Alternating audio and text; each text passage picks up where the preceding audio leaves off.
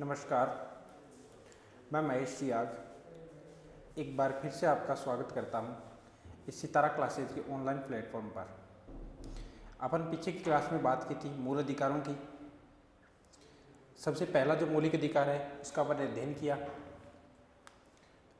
समानता के अधिकार का, अनुच्छेद 14 से लेके 18 तक। आज अपना जो मौलिक अधिकार नंबर 2 रहेगा, स्वतंत्रता का अधिकार। उम्मीद करता हूँ पीछे की क्लास आपने देखी होगी और समझ में भी आया होगा। आज की क्लास कंटिन्यू करते हैं अपन। तो मूल अधिकारों की जो अपन बात कर रहे हैं,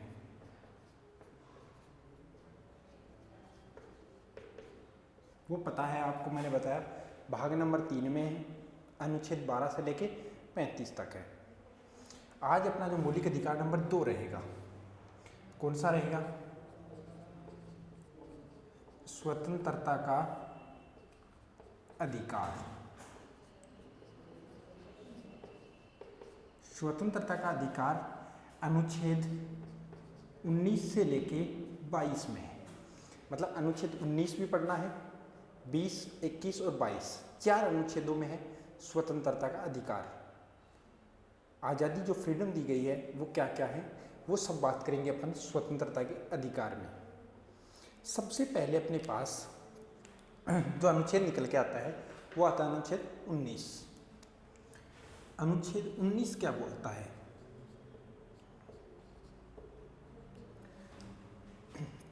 ध्यान से देखना, अनुच्छेद 19 जो है वो स्वतंत्रता की बात तो करता है। 6 प्रकार की स्वतंत्रता की बात वर्तमान में वो करता है। मूल संविधान में 7 प्रकार की स्वतंत्रताएं थी अनुच्छेद 19 में। तो पूछता है मूल संविधान में अनुच्छेद 19 में कितनी प्रकार की स्वतंत्रताएं थी? तो 7 थी। वर्तमान में कितनी है? 6 है। कौन कौन सी है? पहले साधारण भाषा में समझेंगे। वाक एवं अभिव्यक्ति मतलब बोलने की स्वतंत्रता। सबसे पहले बोलने की स्वतंत्रता। नंबर 2, अब समझना मेरी बात को, बोलने की स्वतंत्रता, अगर कोई व्यक्ति बोलेगा तो उसको सुनने के लिए व्यक्ति इकट्ठे होंगे, बहुत सारे कैंडिडेट आएंगे। इसका मतलब वो क्या बन चुका है? सम्मेलन बन चुका है, संगठन बन चुका है। सबसे पहले आई बोलने की स्वतंत्रता, उसके बाद में सम्मेलन करने की स्वतंत्रता, फिर कौन सी आएगी? संघ बनाने की, मतलब यूनियन बना सकता है वो, संघ बनाने की स्वतंत्रता। अब संघ बन चुका है, एक ग्रुप बना दिया उन्होंने, तो अब वो क्या करेंगे? कहीं घूमने जाएंगे, मतलब घूमने की स्वतंत्रता। अब घूमने जाएंगे तो कहीं, अगर कई कैंडिडेट घूमने गए हैं तो वो कहीं ना कहीं रहेंगे तो मतलब निवास की स्वतंत्रता, आवास की या निवास की स्वतंत्रता। अब रहने के लिए आपको पता है आजीविका चलाने की ज़रूरत है, तो आजीविका की या व्यवसाय करने की या व्यापार करने की स्वतंत्रता 6 प्रकार की हो चुकी हैं। ध्यान से सुनना, 6 प्रकार कौन कौन से हैं? नंबर 1, वाक एवं अभिव्यक्ति, वाक एवं अभिव्यक्ति। नंबर 2, शांतिपूर्वक सम्मेलन करने की स्वतंत्रता। नंबर 3, संघ बनाने की स्वतंत्रता। नंबर 4, घूमने की स्वतंत्रता। नंबर 5, निवास की स्वतंत्रता। और नंबर 6, आजीविका या व्यापार करने की स्वतंत्रता। तो समझ में आई चीज़? पहले व्यक्ति बोलेगा तो मतलब ग्रुप, बहुत सारे व्यक्ति उनको सुनने के लिए इकट्ठा होंगे तो वो सम्मेलन हो गया, फिर वो यूनियन बनाएंगे, संघ बनाएंगे, और फिर वो कहीं घूमने जाएंगे। अब घूमने जाएंगे तो वो कहीं ना कहीं रहेंगे, और फिर वो रहने के लिए उनको आजीविका की ज़रूरत है, तो वो आजीविका या व्यवसाय या व्यापार करेंगे। तो ये 6 प्रकार की। पहले इसमें एक संपत्ति की स्वतंत्रता और थी जो 6 नंबर पे आती थी। आजीविका से तो पहले आती थी, और जो निवास की स्वतंत्रता है उसके बाद में 6 नंबर की स्वतंत्रता थी संपत्ति की। उसको 44वां संविधान संशोधन 1978 के द्वारा उसको हटा दिया गया। अब ध्यान से देखना, तो सबसे पहले जो अनुच्छेद 19 ए में जो स्वतंत्रता आती है वो कौन सी है? वाक एवं अभिव्यक्ति। वाक एवं अभिव्यक्ति की स्वतंत्रता। वाक का मतलब होता है बोलना या भाषण देना, मतलब बोलना। अभिव्यक्ति मतलब विचार व्यक्त करना, अपने विचार व्यक्त वो बोल के भी कर सकता है, लिख के भी कर सकता है। मतलब किसी को कोई चीज़ बताने की, समझाने की ज़रूरत है तो हो सकता है वो बोल के करे, लिख के करे, या कोई गा के करे, गाना गा के भी बता सकता है। तो ये होता है विचार व्यक्त करना। नंबर 1 हो गई वाक एवं अभिव्यक्ति। अब इसी के अंदर वहाँ के अभिव्यक्ति के अंदर भी कुछ स्वतंत्रताएं हैं, वो कौन कौन सी हैं, ये यहाँ से सवाल इंपॉर्टेंट बनता है। अच्छी अच्छी एग्जामों में यहाँ से जो सवाल बनते हैं उसकी बात करें, यहाँ से कौन कौन से हैं। तो इसमें जो नंबर 1 पॉइंट पे आएगा वहाँ के अभिव्यक्ति में प्रेस की स्वतंत्रता, प्रेस की स्वतंत्रता।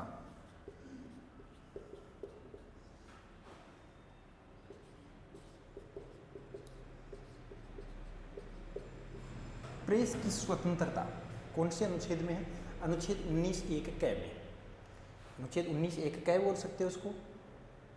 अनुच्छेद 19(1) क में प्रेस की स्वतंत्रताएं हैं। अगला इसमें क्या आएगा,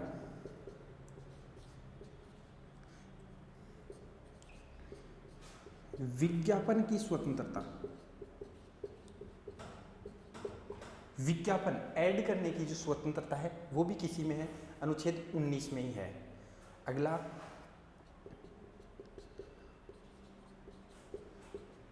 चुप रहने की स्वतंत्रता, ये भी कौन सा अनुच्छेद प्रदान करता है, अनुच्छेद 19 क। अगला फोन टेप करने की स्वतंत्रता,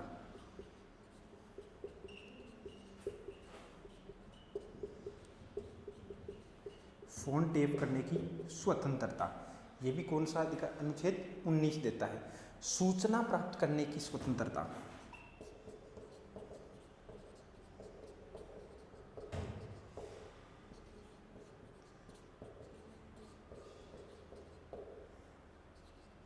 सूचना प्राप्त करने की स्वतंत्रता। तो ध्यान से देखना, यहाँ से अच्छा सवाल बनता है, यहाँ से अच्छा सवाल बनता है क्या, कि अनुच्छेद 19(a) में जो स्वतंत्रता दी गई है वहाँ के अभिव्यक्ति की, उसी के अंदर कुछ स्वतंत्रताएं हैं।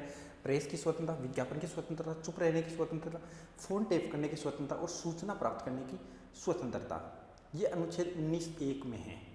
ये सवाल प्रेस की स्वतंत्रता वाला बहुत सारे एग्जाम में पूछा जा चुका है। तो आने वाले एग्जामों में हो सकता है इनमें से कोई सवाल पूछ लिया जाए, तो ये आप क्लियर कर चुके हो। ये भी इंपॉर्टेंट है, सूचना प्राप्त करने की स्वतंत्रता, अनुच्छेद 19 के तहत ही है ये भी, सूचना प्राप्त करने की स्वतंत्रता। तो अपन ने 6 प्रकार की स्वतंत्रता की बात की। सबसे पहला पॉइंट अपना पढ़ा अनुच्छेद 19(a) में वाक एवं अभिव्यक्ति, और उसके अंदर जो स्वतंत्रता है वो निकल के अपने पास कौन कौन सी आई, ये अपन ने बात की। तो यहाँ तक क्लियर है, उम्मीद करता हूँ समझ में आई है बात। आगे चलते हैं। अनुच्छेद 19(a) तो हो गया, अनुच्छेद 19(b), 19(b) क्या बोलता है।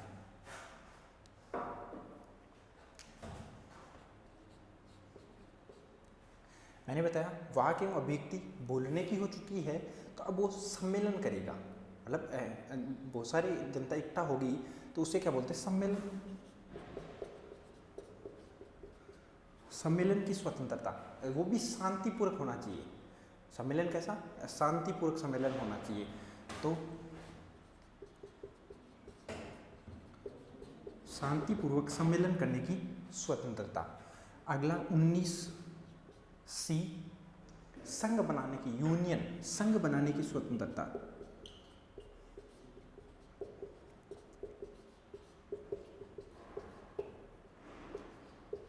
संघ बनाने की स्वतंत्रता। अनुच्छेद 19(d), अनुच्छेद 19(d) क्या बोलता है, मैंने बताया कि अब संघ बनाएंगे तो वो कहीं ना कहीं घूमने जाएंगे, मतलब घूमने जाएंगे। तो यहाँ पे जो नंबर 4 पे आएगी वो क्या, घूमने की स्वतंत्रता। नंबर 5, अब वो घूमने जाएंगे तो कहीं ना कहीं रहेंगे, कहीं ना कहीं रहेंगे। तो यहाँ क्या आ गई, निवास की स्वतंत्रता, निवास की स्वतंत्रता। अब ये 5 प्रकार की हो गई। 6 नंबर पे जो आती थी वो संपत्ति की स्वतंत्रताएं थी। कौन सी स्वतंत्रता थी, संपत्ति की, संपत्ति की। देखना अनुच्छेद 19(f), यहाँ पे जो थी वो संपत्ति की स्वतंत्रताएं थी, जिससे 44वां संविधान संशोधन 1978 में क्या कर दिया गया, हटा दिया गया।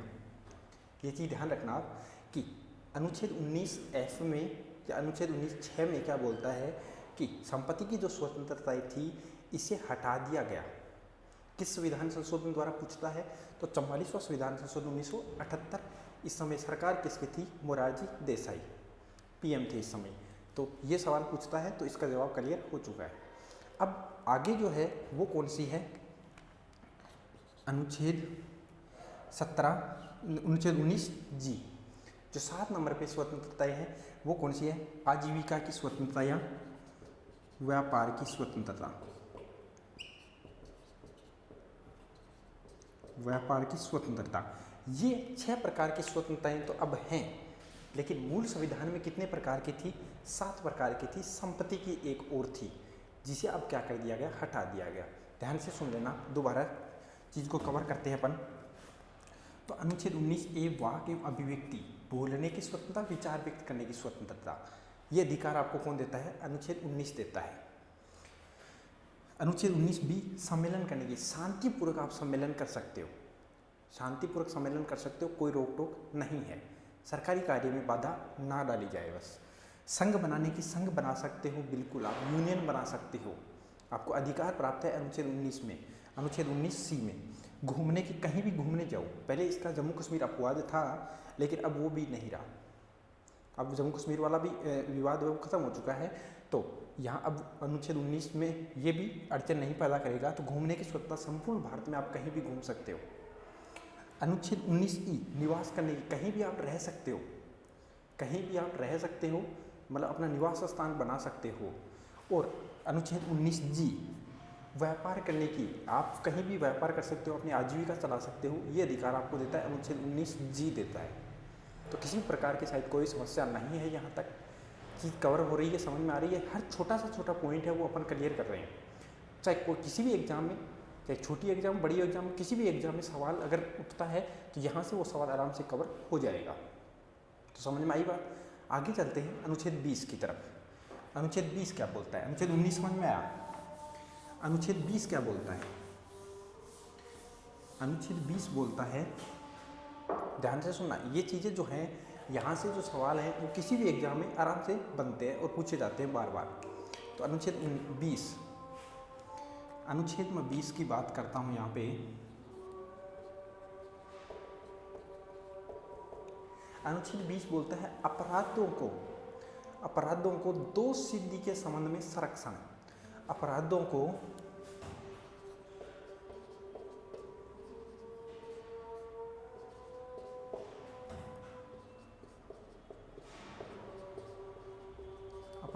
दोष सिद्धि के संबंध में संरक्षण, अपराधों को दोष सिद्धि के संबंध में संरक्षण, ये बोलता है कौन सा, अनुच्छेद 20। अनुच्छेद 20 में 3 पॉइंट दिए गए हैं, अनुच्छेद 20 में 3 पॉइंट दिए गए हैं, वो तीनों पॉइंट अपन क्लियर करते हैं। तो सबसे पहले तो सवाल यहाँ से एक ये हो गया कि अपराधों को दोष सिद्धि के संबंध में संरक्षण कौन सा अनुच्छेद में दिया गया है, अनुच्छेद 20 में दिया गया है।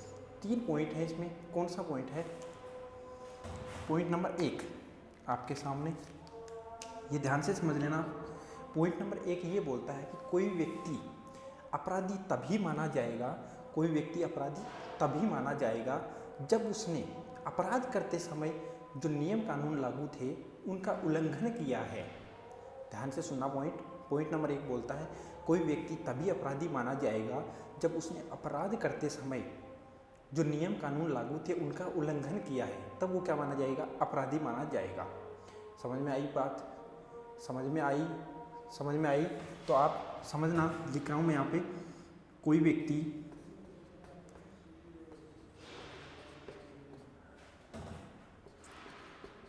वर्तमान कानून का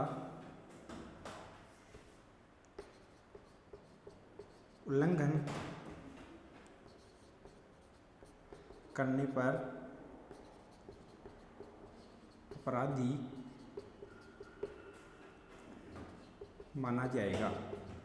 ध्यान से सुनना, कोई व्यक्ति वर्तमान मतलब उस समय जिस समय क्या है कि वो अपराध कर रहा है, वो वर्तमान समय, उस समय अगर वो बने नियम कानून का उल्लंघन करता है तो वो क्या माना जाता है, अपराधी माना जाता है। तो समझ में आया ये पॉइंट कि मान लो कि कोई व्यक्ति आज अगर अपराध कर रहा है, कोई ऐसा काम कर रहा है कोई ऐसा काम कर रहा है जिससे आज के जो नियम कानून है उनका उल्लंघन हो रहा है, मतलब वर्तमान में जो नियम कानून है उनका क्या हो रहा है, उल्लंघन हो रहा है, तो वो व्यक्ति अपराधी माना जाएगा। ऐसा नहीं है कि पहले ऐसे नियम थे जिनका अब उल्लंघन हो रहा है, या आगे चल के ऐसे नियम बनेंगे या बने हैं, आगे चल के मान लो बने हैं किसी ने पहले ही, कोई आज कुछ ऐसे नियम बन गए कि जो अपराध में आते हैं उनका उल्लंघन करने पर, लेकिन पहले उसने कोई ऐसा काम किया है तो वो अपराधी नहीं माना जाएगा। वर्तमान कंडीशन में जब वो कोई कार्य ऐसा करता है जिससे नियम कानूनों का उल्लंघन होता है तब वो अपराधी माना जाएगा, ऐसे नहीं माना जाएगा। तो ये पॉइंट नंबर 1 क्लियर हो गया कि वो वर्तमान मतलब आज कोई उल्लंघन करता है नियमों का तभी वो अपराधी माना जाएगा। पॉइंट नंबर 2, दोहरे दंड से संरक्षण। पॉइंट नंबर 2 क्या बोलते हैं, दोहरे दंड से संरक्षण। तो पहले मैं यहाँ पे बता दूं, दोहरे दंड से संरक्षण, इसका अर्थ क्या है कि कोई व्यक्ति, अगर किसी व्यक्ति ने एक ही अपराध किया है तो उसको एक ही सज़ा मिले, एक अपराध के लिए एक ही सज़ा मिले। ऐसा नहीं है कि उसने अपराध तो एक किया, मान लो किसी ने चोरी की है तो चोरी की जो सज़ा है, चोरी की जो सज़ा है मान लो 2 वर्ष की सज़ा है तो उसे वो 2 ही वर्ष की सज़ा मिले। ऐसा नहीं कि उसे 2, 3, 4 जितनी सज़ा बन सकती है उस पर वो सारी बनाई जाए। एक अपराध के लिए एक ही सज़ा मिले, दोहरे दंड से उसको क्या मिले, संरक्षण मिले, आज़ादी मिले। तो समझ में आ रही, बचाव हो उसका कि दोहरा दंड नहीं मिलना चाहिए उसको केवल और केवल कैसा दंड मिलना चाहिए, जो एक अपराध किया है तो एक ही दंड मिले उसे, दोहरे दंड से संरक्षण। नंबर 3 पॉइंट आता है, नंबर 3 पॉइंट, स्वयं के विरुद्ध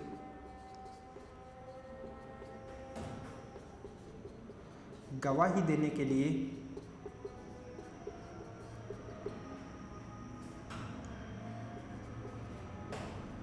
मजबूर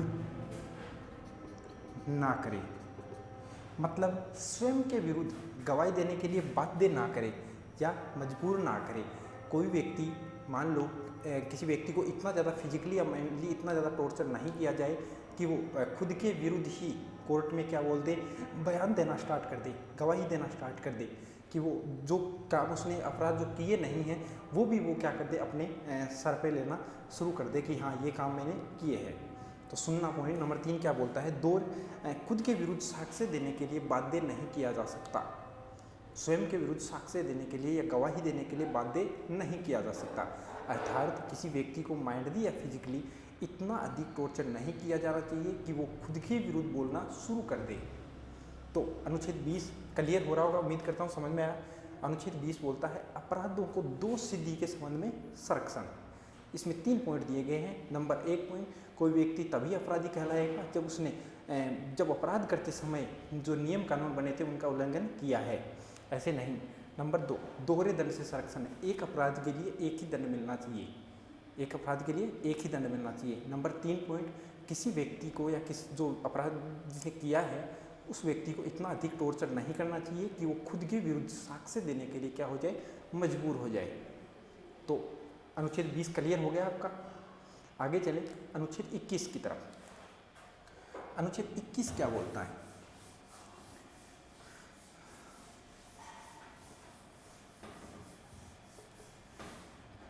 अनुच्छेद 21 बोलता है जीने का अधिकार। सबसे इंपॉर्टेंट, अनुच्छेद 21 जीने का अधिकार बोलता है।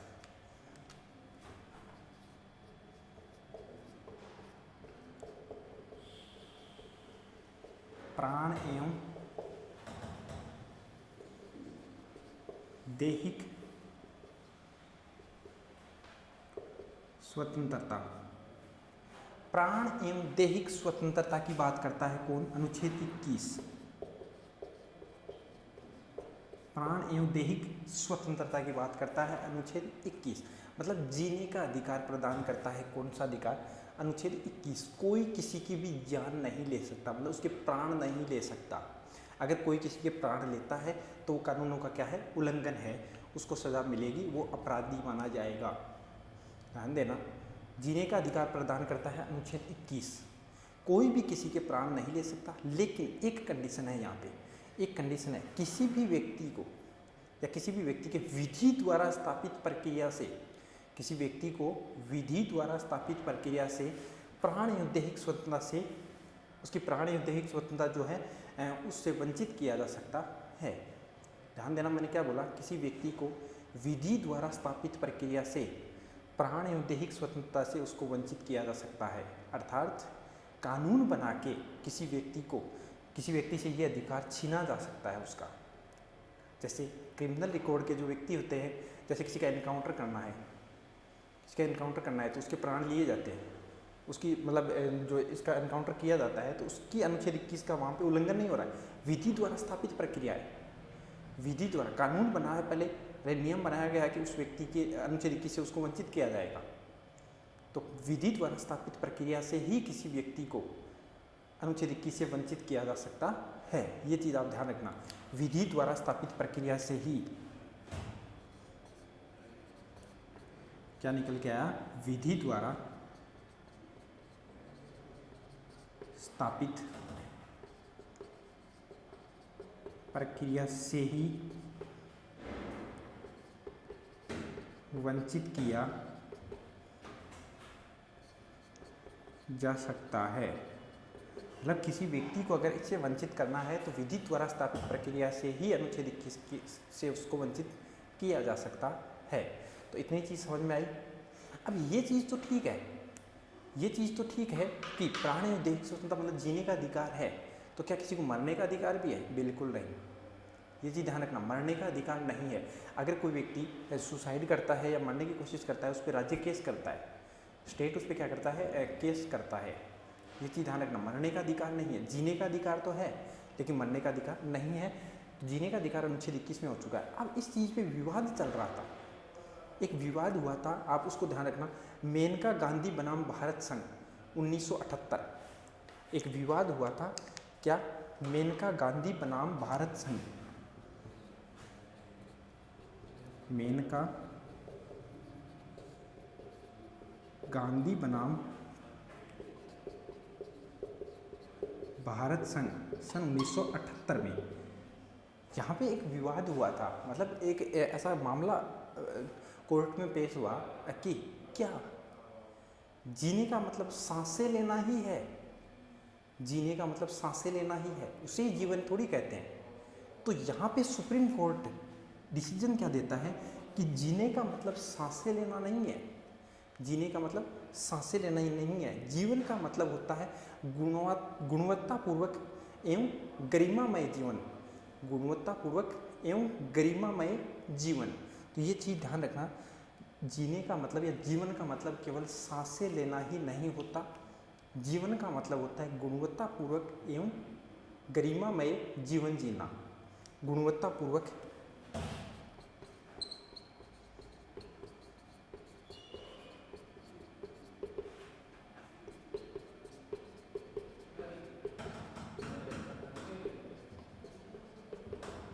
ध्यान देना, मैंने क्या बोला कि एक मामला सुप्रीम कोर्ट में गया, मेनका गांधी बनाम भारत संघ सन 1978 में। उसमें ये मामला उठाया गया कि जीने का मतलब क्या, जीवन मतलब सांसें लेना ही थोड़ी होता है। तो यहाँ सुप्रीम कोर्ट ने कहा कि बिल्कुल नहीं, जीने का मतलब या जीवन का मतलब केवल सांसें लेना नहीं, जीवन का मतलब होता है गुणवत्तापूर्वक एवं गरिमामय जीवन जीना। अर्थात उनको कौन कौन सी सुविधाएँ मिलनी चाहिए। अब यहाँ गुणवत्तापूर्वक एवं गरिमामय जीवन का मतलब क्या हो गया, इसका मतलब क्या हो गया कि उसे क्या क्या मिले, उसे प्रारंभिक शिक्षा मिले, प्रारंभिक शिक्षा मिले, उसे पौष्टिक भोजन मतलब पोषाहार मिले, उसे चिकित्सा की सहायता मिले, उसे रोजगार मिले, ऐसी सुविधाएं उसे मिले, तो उसे क्या बोलते हैं, जीवन बोलते हैं। तो वो अपना गरिमामय जीवन जिएगा। ध्यान देना कि सन 1978 में मेनका गांधी बनाम भारत संघ विवाद हुआ, तो सुप्रीम कोर्ट ने एक निर्णय क्या दिया कि जीवन का मतलब केवल सांसें लेना नहीं है, जीवन का मतलब होता है क्या कि गुणवत्तापूर्वक एवं गरिमामय जीवन जीना। अब ये जीवन कैसे जी सकता है कोई व्यक्ति, जब उसको चिकित्सा की व्यवस्था सहायता मिले, प्रारंभिक शिक्षा मिले, पोषाहार मिले, उसे अच्छा रोजगार मिले, तब वो गरिमामय जीवन जी सकता है। तो समझ में आया अनुच्छेद 21 जीने का अधिकार। कोई व्यक्ति किसी के प्राण नहीं ले सकता। अगर कोई किसी के प्राण लेता है तो वो विधि का उल्लंघन है, कानून का उल्लंघन है, अर्थात वो दोषी माना जाएगा, उसे दंड दिया जाएगा। लेकिन विधि द्वारा स्थापित प्रक्रिया से ही किसी व्यक्ति के प्राण लिए जा सकते हैं। तो समझ में आई, ये चीज़ इंपॉर्टेंट है, ये चीज़ आप याद रखना। मेनका गांधी बनाम भारत संघ 1978 में, और इसने सुप्रीम कोर्ट ने क्या दिया निर्णय दिया कि जीवन का मतलब क्या होता है, गुणवत्तापूर्वक एवं गरिमामय जीवन जीना। अब जी कैसे सकता है कि उसको क्या क्या सुविधाएं मिले तब। तो समझ में आई बात, इतनी चीज़ समझ में आई। अब इसमें अनुच्छेद 21 तो है, लेकिन इसमें एक और पॉइंट जोड़ा जाता है, अनुच्छेद 21 कै या अनुच्छेद 21 ए। ए लगा हुआ है, इसका मतलब बाद में जोड़ा जाएगा इसको, तो ये एक और जोड़ा जाता है। तो ये इतनी चीज़ क्लियर हो गई। एक और पॉइंट जोड़ा जाता है, ये कौन सा है, अनुच्छेद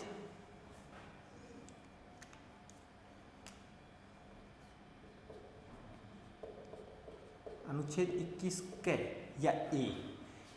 ये इसमें क्या है, इसमें कौन सा अधिकार है, शिक्षा का अधिकार है।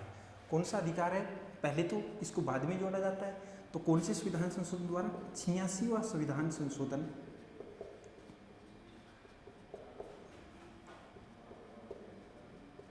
86वां संविधान संशोधन 2002 में से जोड़ा गया।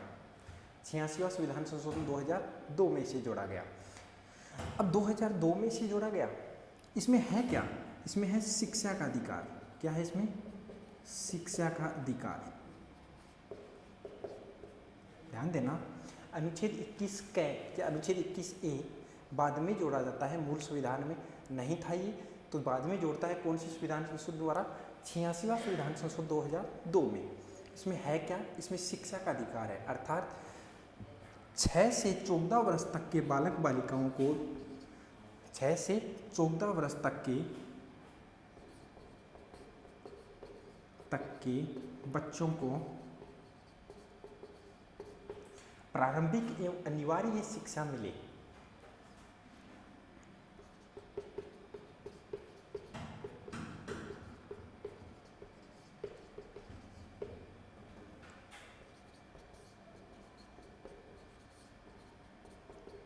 दी जाए या मिले।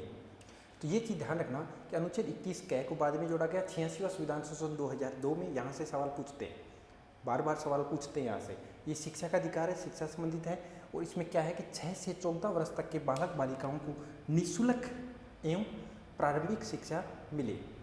निःशुल्क है ये, 6 से 14 वर्ष तक की बात करता है, और ये कैसी शिक्षा है, निःशुल्क शिक्षा की बात करता है। निःशुल्क शिक्षा की बात करता है कि 6 से 14 वर्ष तक के बच्चों को प्रारंभिक एवं अनिवार्य शिक्षा मिले। कैसी मिले, निःशुल्क मिले। ये कब पारित हुआ, ये सवाल पूछते हैं कि ये पारित कब हुआ। तो ये पारित होता है 2009 में। ये कब पारित होता है, 2009 में। तो ये लागू कब होता है, ये यहाँ से ये पूछते हैं बार बार कि ये जो शिक्षा का अधिकार है ये पारित कब हुआ। 2009 में इसे पारित किया गया, और ये लागू कब होता है, 1 अप्रैल 2010 में इसे क्या किया जाता है, लागू किया जाता है। तो कॉन्सेप्ट समझ में आया। यहाँ तक क्या बोला अपन ने कि अनुच्छेद 21 कै जो बाद में जोड़ा गया, इसे 86वां संविधान संशोधन 2002 में जोड़ा गया। ये शिक्षा का अधिकार है, इसके तहत 6 से 14 वर्ष तक के बालक बालिकाओं को अनिवार्य एवं निःशुल्क शिक्षा प्रदान की जाएगी। समझ में आई बात, ये अधिकार हो चुका अपना, और इसे 2009 में पारित किया गया, और इसे लागू करते हैं 1 अप्रैल 2010 को, 1 अप्रैल 2010 को। तो यहाँ तक मेरे हिसाब से किसी भी प्रकार की कोई प्रॉब्लम नहीं है। समझ में आ रहा है, उम्मीद करता हूँ समझ में आया है आराम से। आगे चलते हैं, तो आगे आएगा अपना अनुच्छेद 22। क्या आएगा, अनुच्छेद 22। तो अनुच्छेद अपन ने 19 पढ़ा, उसमें पहले 7 प्रकार की स्वतंत्रता थी, 6 प्रकार की। फिर अनुच्छेद अपन ने 20 पढ़ा, उसमें अपराधों को दोष सिद्धि के संबंध में संरक्षण। अनुच्छेद 21 पढ़ा, प्राणी दैहिक स्वतंत्रता मतलब जीने का अधिकार। अनुच्छेद 21 कै पढ़ा, शिक्षा का अधिकार। अब चलते हैं अनुच्छेद 22 की तरफ, जो क्या बोलता है, गिरफ्तारी एवं निवारक निरोध। गिरफ्तारी एवं निवारक निरोध, तो ये चीज़ ध्यान रखना आप। अनुच्छेद 22 की तरफ चलते हैं। अनुच्छेद 22 में क्या है, उसमें कौन कौन से पॉइंट दिए गए हैं।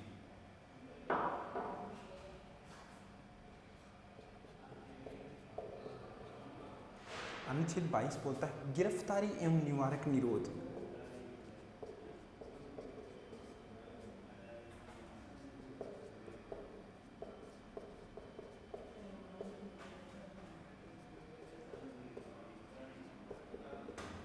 गिरफ्तारी एवं निवारक निरोध, इसमें 2 पॉइंट है। देखिए, गिरफ्तारी एवं निवारक निरोध, इसको अपन दो टुकड़ों में पढ़ेंगे।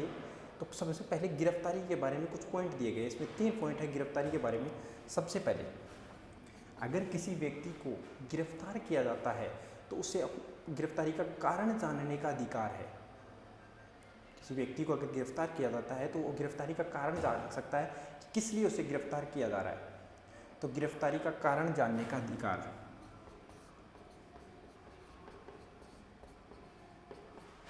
गिरफ्तारी का कारण जानने का अधिकार। तो ध्यान देना, गिरफ्तारी के बारे में अपन पढ़े तो पॉइंट नंबर 1 इसमें निकल के आता है क्या, कि गिरफ्तारी का कारण जानने का अधिकार। किस कारण से, ऐसा क्या गुनाह किया है कि उसे गिरफ्तार किया जा रहा है। तो जिस व्यक्ति को गिरफ्तार कर रहे हैं वो अपना कारण जान सकता है गिरफ्तारी से पहले। बगैर गिरफ्तारी का कारण बताए पुलिस गिरफ्तार नहीं कर सकती, सिवाय कुछ कंडीशनों के। आगे चलते हैं तो अगला जो नंबर 2 पॉइंट इसमें क्या आता है, कि नंबर 2 पॉइंट आता है अपनी इच्छा के अनुसार वकील करने का अधिकार या वकील से परामर्श लेने का अधिकार। जो होता है कानून का जानकार होता है उसे परामर्श लेने का अधिकार। तो अपन लिख सकते हैं यहाँ पे वकील से परामर्श लेने का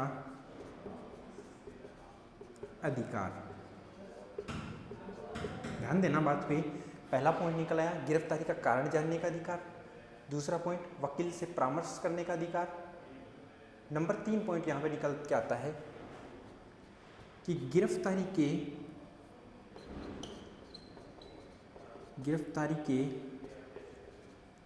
24 घंटों के अंदर अंदर, गिरफ्तारी के 24 घंटों के अंदर अंदर कोर्ट में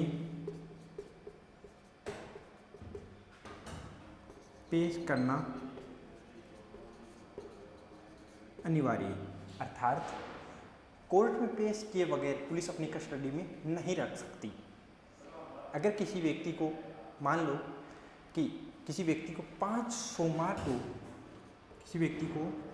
सोमवार को शाम को 5 बजे गिरफ्तार किया जाता है, सोमवार को शाम को 5 बजे गिरफ्तार किया जाता है, तो उसे मंगलवार शाम 5 बजे से पहले न्यायालय में पेश करना अनिवार्य है।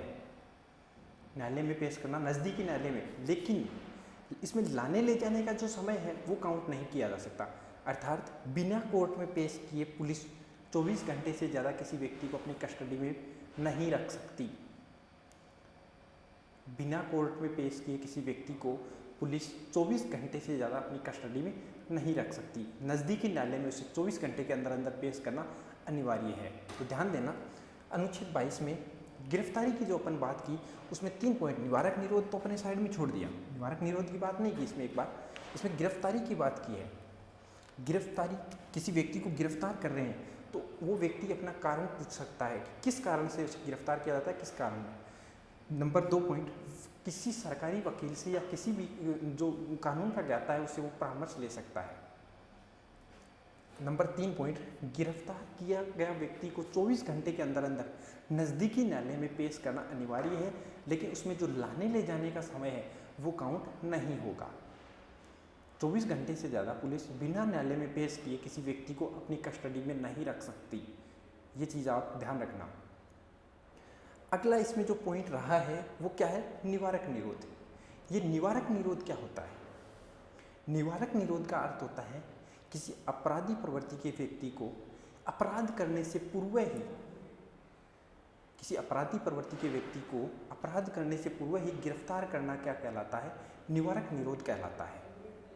किसी अपराधी प्रवृत्ति के व्यक्ति को अपराध करने से पूर्व ही गिरफ्तार करना क्या कहलाता है, निवारक निरोध कहलाता है।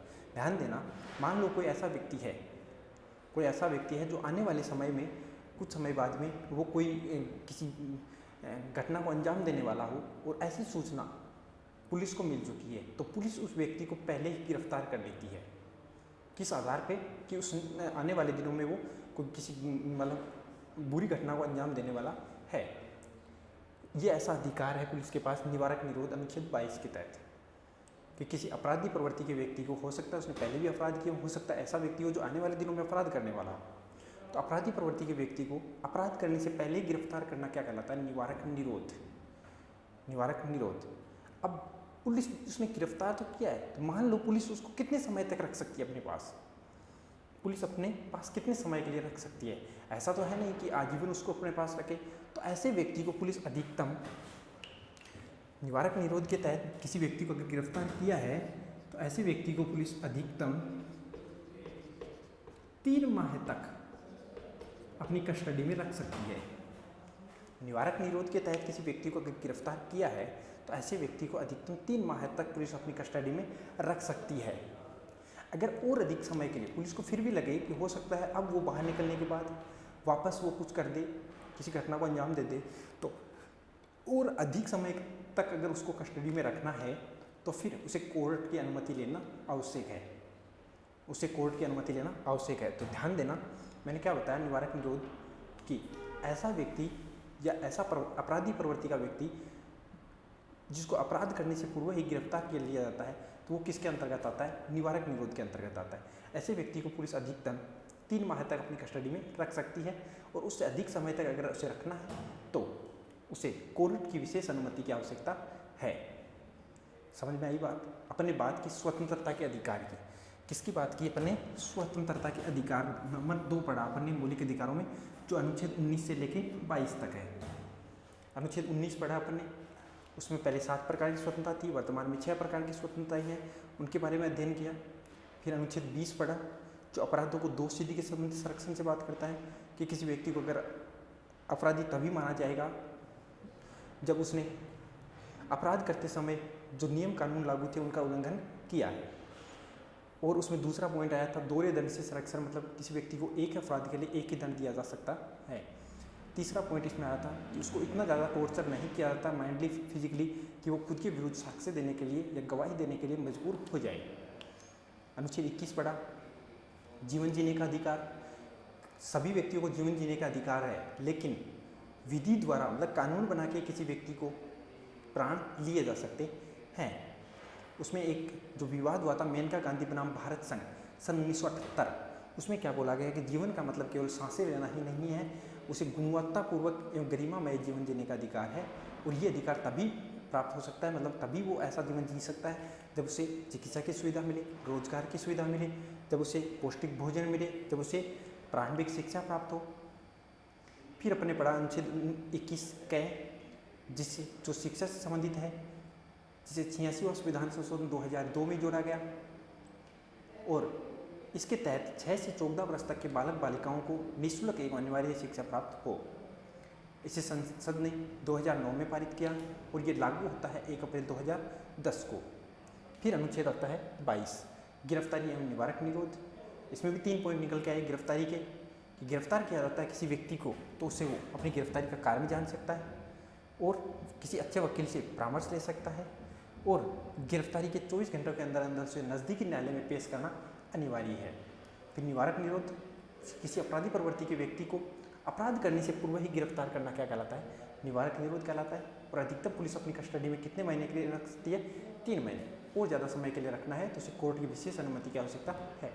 तो उम्मीद करता हूँ सेशन अच्छा लगा होगा, समझ में आई होगी पूरी बात। अच्छा लगा है तो लाइक कर देना और दोस्तों के पास शेयर कर देना। ठीक है, थैंक यू, धन्यवाद। मिलते हैं नेक्स्ट क्लास में।